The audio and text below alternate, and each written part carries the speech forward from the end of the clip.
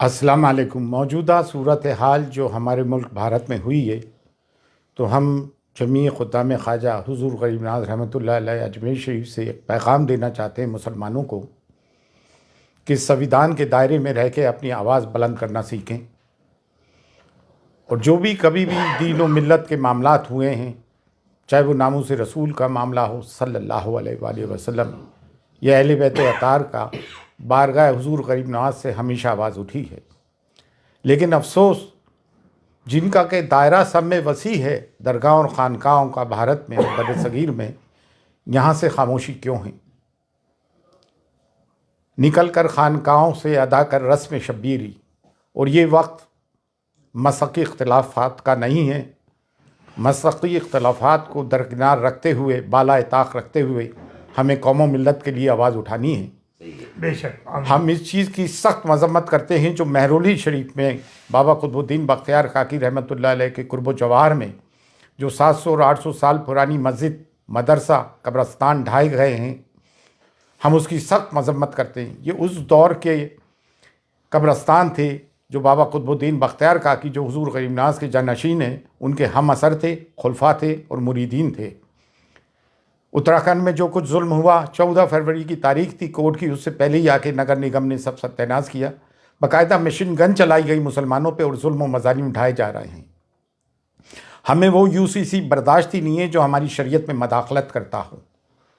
बरेली में जो तौक़ीर रज़ा ख़ान साहब ने आवाज़ उठाई, संविधान के दायरे में रहते हुए जेल भरो आंदोलन का आह्वान किया, जो गांधी जी ने ब्रिटिश पीरियड के वक्त किया था, वो भी एक संविधानिक तरीका है। हमने उसकी भी पुरजोर हिमायत की है। और मुफ्ती सलमान अज़हरी साहब को जो बंदी बनाया गया, उन पे केस लगाया गया, ऐसी उन्होंने कौन सी बात कर दी थी?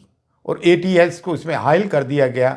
जब भी कोई मुसलमान कोई अपने हुकूक की आवाज़ उठाता है, अपने पे हो रहे जुल्म की आवाज़ उठाता है, तो उसके तार पाकिस्तान से या किसी भी टेररिस्ट ऑर्गेनाइजेशन से जोड़ने की कोशिश की जाती है।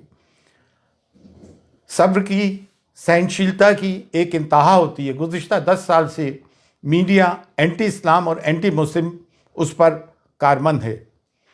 लोगों के दिलों में जहर भर दिया है। मिडाइवल पीरियड में तारीख़ में क्या हुआ, हिस्ट्री में क्या हुआ, इतिहास में क्या हुआ, उसके ज़िम्मेदार हम कतई तौर से नहीं। पार्टीशन के हम ज़िम्मेदार नहीं। फिर हमारे पर ये मज़ालिम और जुल्म क्यों उठाए जा रहा है?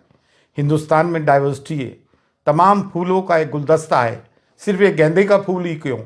इसमें चमेली भी है, चंपा भी है, मोगरा भी है, गुलाब भी है। सबको लेके भारत बना है हमारा। संविधान हमें हक देता है। और अब कोई भी नगर निगम का बुलडोज़र गैर कानूनी तौर से हमारे घरों को बुलडोज़ करता है, तो सब के सब मैदान में उतर के आओ और संवैधानिक तरीके से अपने लोगों की हिफाजत करें। ये बुलडोज़र की राजनीति इन्होंने इसराइल से सीखी है। फिर न्यायालय किस काम के? अदालतें, कोर्ट किस काम की? अगर तमाम काम नगर निगम और पुलिस कर लेगी तो फिर अदालत किस काम की? अदालतों से जो फैसले आ रहे हैं कानून की रूह से नहीं आ रहे हैं, बल्कि आस्था की रूह से आ रहे हैं। तो अब मुसलमान जाए तो कहाँ जाएं? अब दरगाह और ख़ानकाहें, जिनका कि सब में बड़ा गहवारा है, जिसकी कि भारत में सब में ज़्यादा फॉलोइंग है, आप लोग आवाज़ क्यों नहीं उठाते हो भाई? बारगाह गरीब नवाज जो कलीदी दरगाह है, जब यहाँ से आवाज़ उठ रही है, तो आप लोग भी आएँ और खुलकर अपनी आवाज़ उठाएं। ये ना सोचे कि मैं खामोश रहूँगा तो बच जाऊँगा। नहीं, ये हम पे यलगार कर दिया गया है। और संविधान हमें हुकूक देता है कि हम अपनी बात को संविधान के दायरे में रहते हुए डेमोक्रेटिक तरीके से आवाज़ उठाएं। आज हुजूर गरीब नवाज की दरगाह तक भी बात पहुंच गई है।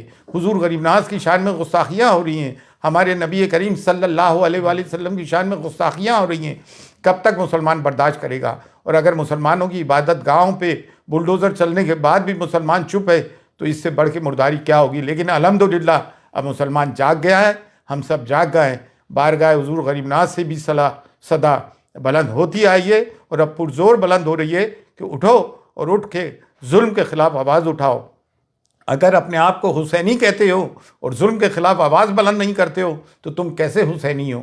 मसक़ी इख्तिलाफ़ात अपनी जगह हैं, लेकिन मिल्लत की बुनियाद पर मसक़ी इख्तिलाफ़ात को बाला ताक़ रखो और जो लोग बोल रहे हैं उनकी हिमायत करो।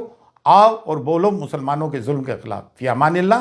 अल्लाह हाफ़िज़। वजन घटाएं अब बड़ी आसानी से, रिजल्ट पाएं तुरंत 72 घंटों में, बिना दवाई बिना डाइटिंग। जी हाँ, हम लाए हैं आपके लिए सहारनपुर में वर्ल्ड का नंबर 1 वेट मैनेजमेंट प्रोग्राम। जानने के लिए अभी कॉल करें 9074732909।